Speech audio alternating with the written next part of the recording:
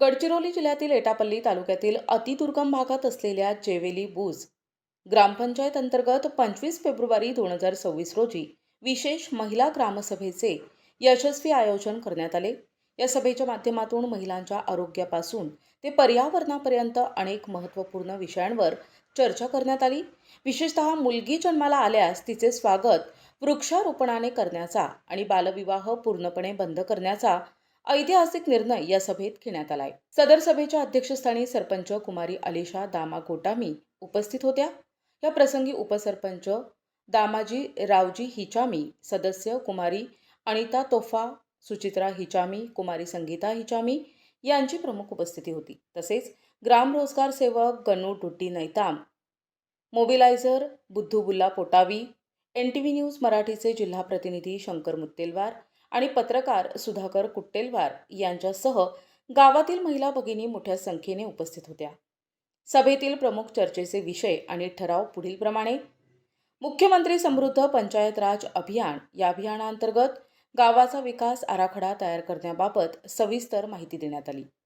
पर्यावरण आणि स्त्री शक्तीचा सन्मान. ज्या कुटुंबात मुलगी जन्माला येईल त्या आनंदानिमित्त ग्रामपंचायत परिसर किंवा जिल्हा परिषद शाळेत एक झाड लावण्याचा ठराव करण्यात आलाय. तसेच मुलीचा वाढदिवसही एक झाड लावून साजरा करण्याचा निर्णय घेण्यात आलाय. आरोग्य आणि गाभा समिती.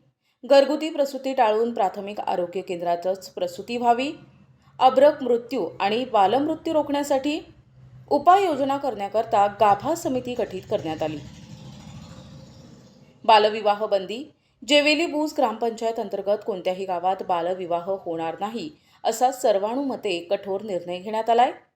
स्वच्छता अभियान. सर्व गावांमध्ये गटार साफसफाई आणि स्वच्छता अभियान राबविण्याबाबत नियोजन करण्यात आले.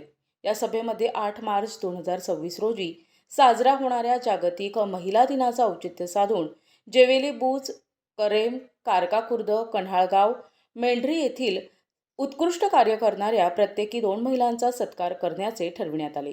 सभेच्या निमित्ताने उपस्थित महिलांना साड्यांचे वाटपही करण्यात आले. सभेचा समारोप करताना जेवेली बुज ग्रामपंचायतचे सचिव माननीय बेलखोडे साहेब यांनी उपस्थितांचे आभार मानले. प्रतिनिधी शंकर मुत्तेलवार, NTV न्यूज मराठी, गडचिरोली.